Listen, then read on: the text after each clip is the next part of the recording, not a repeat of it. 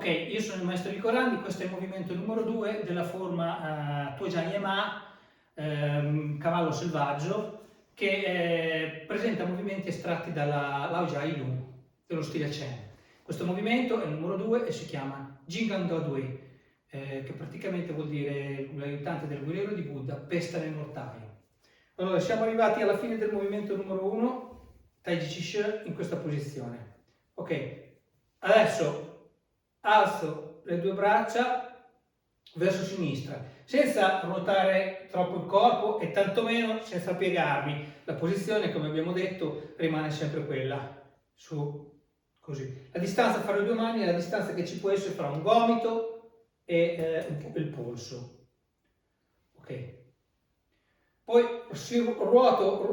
le mani ruotano e allo stesso tempo si muove anche il corpo. I movimenti nelle forme di Tai Chi non sono mai spezzati, non sono mai tipo robotici, vengono tutti da Dantien.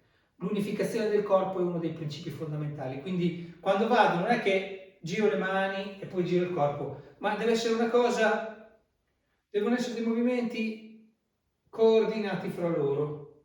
E quando le mani hanno finito di girare, ha finito di girare anche il corpo. Questa volta il corpo, mentre quando vado qui rimane praticamente dritto, quando giro verso destra il corpo ruota a 45 gradi e il piede si apre a 45 gradi sempre e si alza la punta.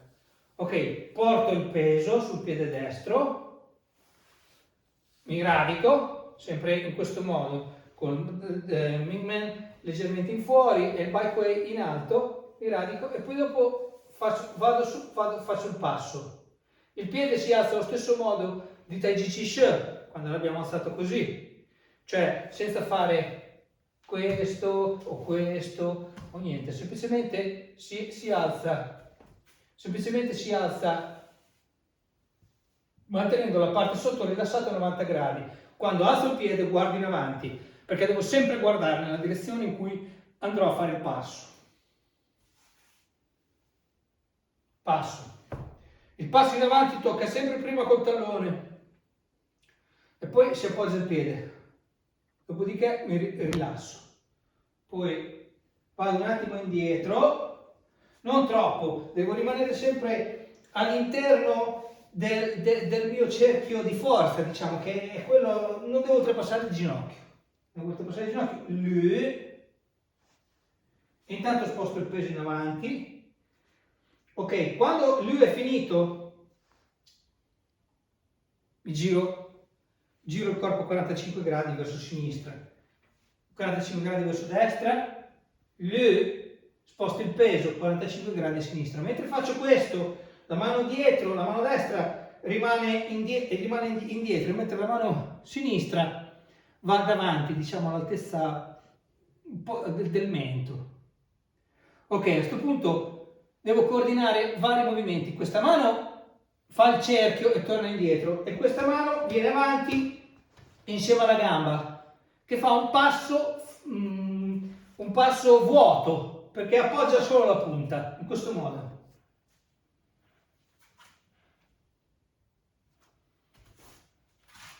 Coordino la gamba col braccio e questo movimento anche.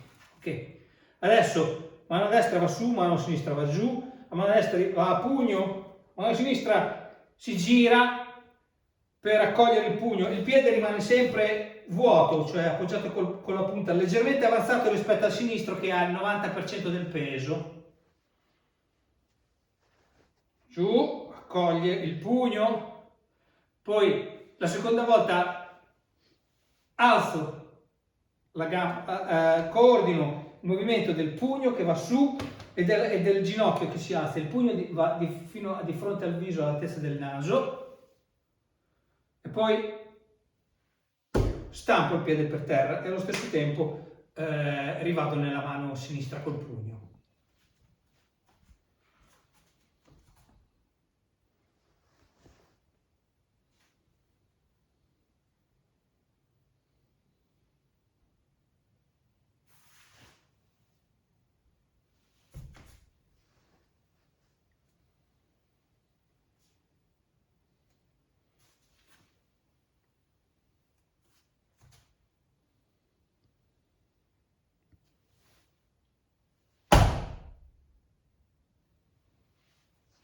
52.